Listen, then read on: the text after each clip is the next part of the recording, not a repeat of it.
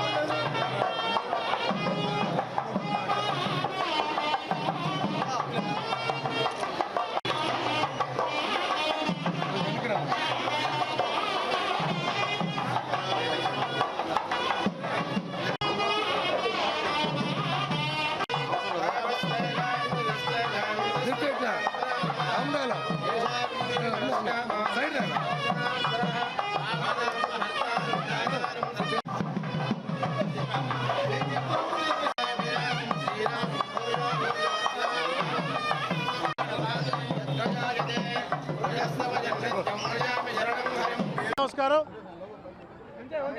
చాలా సంతోషం.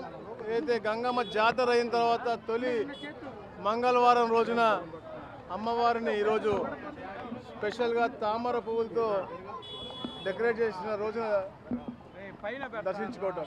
ఎందుకంటే చరిత్రలో ఎప్పటి నుంచో మిగిలిపోయిన శెట్టిపల్లి భూములు నిన్న ఏదైతే హక్కుదారులు అందరికీ కూడా రిజిస్ట్రేషన్ పత్రాలు ఇవ్వడం, గవర్నర్ తుడా చైర్మన్ గారి యొక్క ఆధ్వర్యంలో వారి చేతుల మీదుగా ప్రతి ఒక్క అర్హులకు ఇచ్చిన తర్వాత వారు కూడా తప్పకుండా మనం గ్రామ దేవత ఎవరైతే ఉన్నారో వారిని వారి జాతర సందర్భంగా మనం దర్శించుకోవాలని చెప్పేసి మంగళవారం తీసుకోవడం జరిగింది.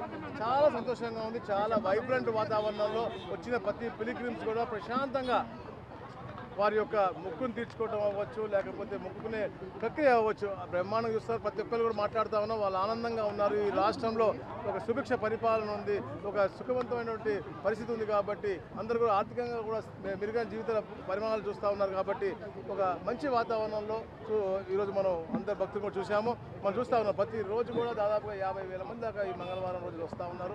వీళ్ళకి కావాల్సిన సౌకర్యాలన్నీ కూడా ముఖ్యంగా, ఎందుకంటే అద్భుతమైన బోర్డు తెలుగుదేశం పార్టీ కూటమి ప్రభుత్వం వచ్చిన తర్వాత మహేష్ కుమార్ గారి యాదవ్ గారి యొక్క ఆధ్వర్యంలో ఒక అద్భుతమైన బోర్డు, కూటమి నుంచి అన్ని పార్టీలు కూడా ఉన్నారు.